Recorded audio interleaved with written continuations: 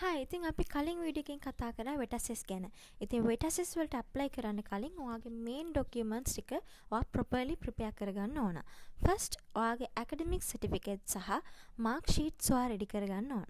ඉතින් ඊට පස්සේ ඔයාගේ එම්ප්ලොයිමන්ට් රෙෆරන්ස් ලෙටර්ස්, ඒ කියන්නේ සාමාන්‍යයෙන් ඔයාගේ ජොබ් ඩියුටිස්, එතකොට පොසිෂන්, එතකොට වර්කින් පීරියඩ් වගේ ඩීටේල්ස් තියෙන ප්‍රොපර් ලෙටර්ස් ඔයා ප්‍රිපෙයාර් කරගන්න ඕන.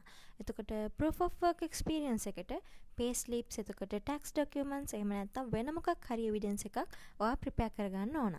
ඒ වගේම තමයි ඔයාගේ CV එකත් clearly responsibilities සහ timelines mention කරලා ඔයා prepare කරගන්න ඕන. මතක තියාගන්න සාමාන්‍යයෙන් ඔයාගේ හැම document එකක්ම English වලින් එහෙම නැත්නම් officially translate කරලා තියෙන්න ඕන.